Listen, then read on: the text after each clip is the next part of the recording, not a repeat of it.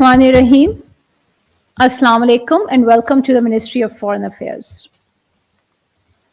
Prime Minister Mohammad Shehbaz Sharif attended the World Leaders Climate Action Summit of the 29th Conference of the Parties to the UN Framework Convention on Climate Change, held from 11th to 22nd of November in Baku, Azerbaijan. The Prime Minister addressed the World Leaders Climate Action Summit and high-level sideline events of the summit, including Climate Finance Roundtable hosted by Pakistan and the Glaciers 2025 Action for Glaciers hosted by Tajikistan. At the World Leaders Climate Action Summit, the Prime Minister outlined the urgent need for immediate and bold action to address the crisis. He called for scaling up climate finance to help developing nations in combating climate change while maintaining economic stability. On climate finance, the Prime Minister emphasized the urgent need to redefine the global climate finance framework and called for a mechanism to track unfulfilled climate finance pledges. He also called for non-debt finance solutions, simplified access to funds, and more robust resilience financing for nations more vulnerable to climate change. At the Glaciers 2025 event, the Prime Minister highlighted the critical urgency of global action to address glacier melt and ensuring sustainable water resources. He also underscored the need for regional collaboration, data sharing, and standardized monitoring of glaciers. The Deputy Prime Minister represented Pakistan at the high-level event, delivering early warning for all and addressing extreme heat. He highlighted the importance of early warning systems for climate-induced hazards. He urged developed nations to honor their climate finance commitments and provide accessible grants-based financing to help developing countries achieve their climate goals. On the sidelines of the summit, the Prime Minister held meetings with the President of Azerbaijan, President of Turkey, President of the United Arab Emirates, President of Nepal, the Prime Minister of the United Kingdom, the Czech Prime Minister, the Prime Minister of Denmark, the Chinese Vice Premier, and the Chief Advisor of the Interim Government of Bangladesh. Earlier this week, Prime Minister Mohammad Shehbaz Sharif participated in the extraordinary Arab Islamic Summit on the situation in the Middle East, held on the 11th of November in Riyadh, Saudi Arabia. He was accompanied by Deputy Prime Minister and Foreign Minister Senator Muhammad Ishaq Dar, who also attended the OIC Council of Foreign Ministers preparatory meeting for the summit. At the summit and the Council of Foreign Ministers, Pakistan condemned the Gaza genocide, Israeli aggression against Palestine and Lebanon, and the recent strikes on Iran. He cautioned that such escalations constitute a dangerous threat to international peace and security and could unleash a broader war. The Deputy Prime Minister called for necessity of continuing operations of UNRWA. He expressed support for Palestine's admission as a full member of the United Nations.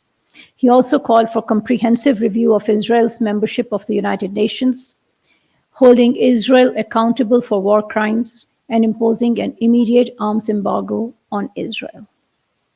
The Prime Minister called for an immediate and unconditional ceasefire, imposing an immediate arms embargo on Israel, lifting of Israel's siege of Gaza, humanitarian assistance for the people of Gaza, and accountability for Israel's war crimes. He reaffirmed Pakistan's firm commitment to Palestine's right to self-determination and our unwavering support to establish an independent, viable, and contiguous state with Al-Quds al-Sharif as its capital.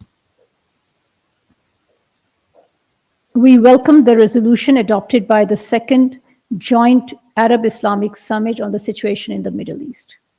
The leaders endorsed the collective call on the UN Security Council by a group of countries, including Pakistan, to impose arms embargo on Israel. They called on UNSC to take necessary decisions, including sanctions, in order to stop the escalating Israeli measures in the West Bank and undermining the two-state solution. The leaders called for suspension of Israel's participation in UNGA in view of its illegal actions and threat to international peace and security. They also called on UN Security Council to form an independent and credible international investigation committee to investigate Israeli crimes of genocide, enforced disappearances, torture, and ethnic cleansing. We urge the international community to heed this call and to uphold international law, safeguard human rights, and protect the people of Palestine. The fourth round of Pakistan-Denmark political consultations was held this week in Islamabad. Additional Foreign Secretary Europe, Ambassador Shafkat Ali Khan, and the Denmark State Secretary for Foreign Policy, Ambassador Lisbeth Jones, co-chaired the talks.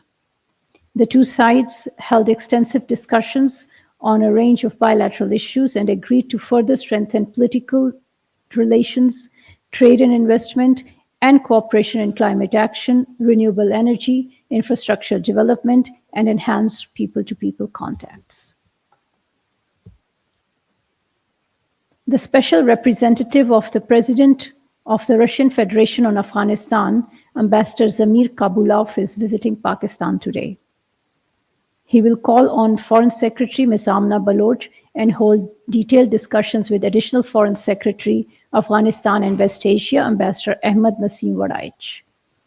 The two sides will review the situation in Afghanistan and discuss the role of neighboring countries in promoting regional peace and stability. Pakistan reiterates its serious concerns about the plight of Kashmiri political prisoners. A sizable number of these prisoners remain incarcerated outside Indian illegally occupied Jammu and Kashmir.